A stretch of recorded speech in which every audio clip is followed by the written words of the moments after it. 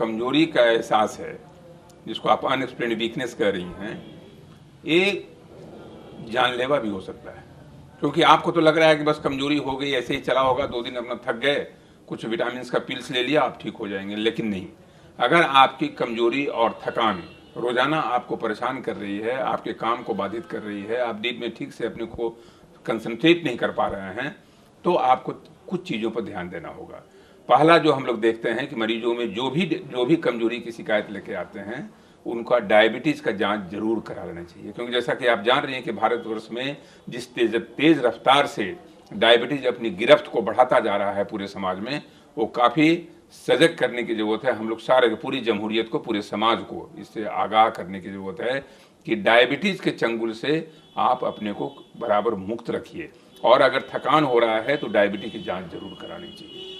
दूसरी चीज़, अगर थकान आपको हो रहा है, बढ़ता जा रहा है, तो थायराइड की जांच जरूर कराइए। क्योंकि थायराइड, अगर हाइपर थायराइड है, उसमें भी थकान होगा। क्योंकि उसमें आप ज़्यादा खाना खाएंगे, शरीर दुबलाता चला जाएगा और आप थकते चले जाएंगे, कमज़ोर होते चले जाएंगे। हाइपोथायराइड है तो आपका वजन बढ़ता जाएगा, लेकिन थकान बढ़ती जाएगी। थकान दोनों में होगा, हाइपो में और हाइपर में। तो अगर डायबिटीज़ है या थायराइड है। तीसरी चीज़, किडनी की बीमारी का सबसे शुरुआती संकेत थकान होता है।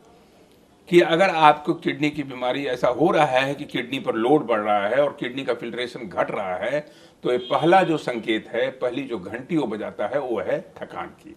यानी कि आपके शरीर में अचानक जो है वो सवेरे उठ के आ रहे हैं, कोई इंसेंटिव नहीं है, कोई काम करने का मन नहीं कर रहा है, तो आप सतर्क हो जाइए। और ख़ास करके अगर आप हाइपरटेंशन के मरीज हैं और डायबिटीज़ के मरीज हैं, और अगर आपको थकान हो रहा है ज़रूरत से ज़्यादा, तो आप किडनी की सारी जाँच जरूर करा लें।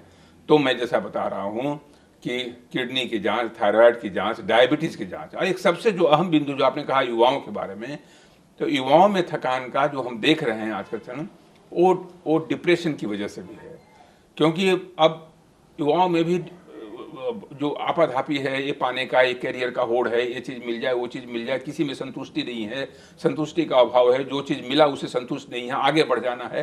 तो ये बराबर असंतुष्टि की तरफ लपकने की प्रक्रिया और कभी भी संतुष्ट न होने की प्रक्रिया उनको थका देती है, परेशान कर देती है, उनके नर्व्स को कमज़ोर कर देती है। इसलिए हमने देखा है कि बहुत सारे यंग पर्सन्स आए, 23 साल, 24 साल, 25 साल के लड़के लड़कियां आए और उनमें थकान देखा गया। तो हमने देखा कि सब कुछ जांच हमने करा लिया, सब नॉर्मल है।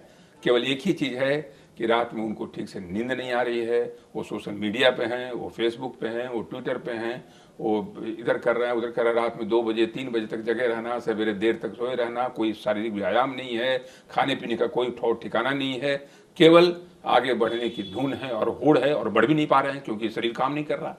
तो इसलिए इन सारी चीज़ों से बचे रहें अगर आपको थकान हो रहा है तो। और औरतों में, लड़कियों में एक खास बात और है, वो है पॉलीसिस्टिक ओवरी सिंड्रोम, जो यंग लड़कियों में होता है। उसमें लड़कियां थोड़ी सी मोटी होती चली जाती हैं अधिकतर, और वजन बढ़ता रहता है, फैट बढ़ जाता है, थकान बढ़ जाती है, और ओवरी में सिस्ट होता है। वो भी लाइफ स्टाइल की बीमारी है। तो उस लाइफ स्टाइल की जितनी बीमारियां हैं उसमें थकान होगी, और उसमें जीवन शैली में अगर थोड़ा भी आपने सुधार कर लिया तो बहुत हद तक आप अपने को एक सुरक्षित ग्राउंड पे पाएंगे, सुरक्षित जमीन पर पाएंगे, ऐसा मेरा मानना है।